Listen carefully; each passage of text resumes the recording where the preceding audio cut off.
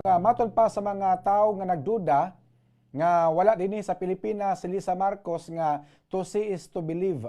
Buot pasabot nga kung dili sila makakita sa Facebook Live ni Lisa Marcos o kung dili sila makakita sa live interview ni Lisa Marcos, dili sila motuo nga nakabalik na kini diri sa Pilipinas. Unsa man sa ni Lisa nga di man sad siya magpa-interview sa mga sakop sa media aron iyang mapamatuod nga wala siya na priso ngadto sa Amerika. Mura magnahadlok siguro si Lisa Marcos nga magpa-interview sa media kay basin pangutan-on siya sa nahitabo ni Paulo Tantoco o basin nahadlok sad siya nga mag-Facebook Live sayang Facebook kay basin ma-bash siyag maayo sa mga trolls o baka sa mga basher.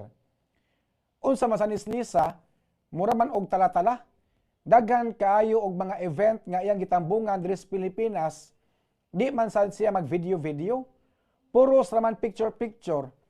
Mao nang magtuo ang uban nga edited ang iyang mga pictures, nagtuo ang uban nga throwback kuno ang iyang mga hulagway nga gipost sa social media. Naaman unta ni siya tao nga masugo nga mag-video niya or videohan siya samtang magtabi sa mga event nga iyang gitambungan.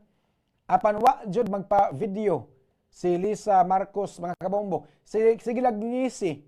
Tanawan niya mga pictures iyang social media nga account. Sige lag ngisi. Nya magtuo ang uban nga edited kuno kay nawa ang kamot. Nya iyang gibarog kuno iyang binarugan kay mura kuno edited mga kabombo. Basin gipalagot ra pod ni Lisa ang iyang mga haters kay pildi man kuno ang maglagot. Basta ang labing siguro, mga kabombo nga, hagbay ra nga nakabalik sa Pilipinas si Lisa Marcos. Sa pangutana kung kanus siya nakabalik sa Pilipinas, kana maoy dili ko makatubag. Sa pangutana kung tinuod ba nga gipreso siya sa Amerika, kana maoy di ko katubag kay wala man ta dito sa Amerika. Sa pangutana kung gihold ba siya sa mga pulis sa Los Angeles, USA, normal raman tingali na nga dili una ka palakwon sa pulis kay naa kay kauban nga namatay.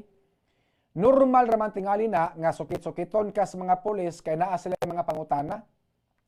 Sa pangutana kung tinuod ba nga niabot og 7 ka oras before gi-report sa mga pulis ang pagkamatay ni Paulo Tantoco, kana maoy di punta makatubag kay wa ta dito sa Amerika.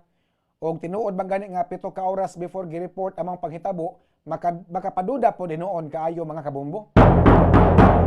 Basta ang labing siguro nga nagkauban pa ni sila sa usa ka event dito sa LA, si Lisa Marcos o si Paulo sa wala pa kini namatay mga kabombo. Sa pangutana kung tinuod ba nga na-overdose kuno sa drugs, maong namatay ang biktima. Kana mao di pasagta makatubag kay wa pata makakita sa findings sa doktor kung unsa gyud namatyan aning Paulo. Wala pa ko nakakita sa death certificate ni Paulo kung unsa gyoy iyang gikamatyan. Di manggod ko magpataka og bukas akong baba basta dili ko siguro. Basta kami diri sa Bombo Radio gitudluan mi how to talk, what to talk, unya when to talk. Buot pasabot gitudluan mi sa among anchoring kung unsaon pagsulti, unsay isulti, kanus amo sulti. Mao nang mag-research mi daan para naa mi isulti. Unya, di sad jud na mahitabo nga mohatag ko ninyo og fake news mga kabombo.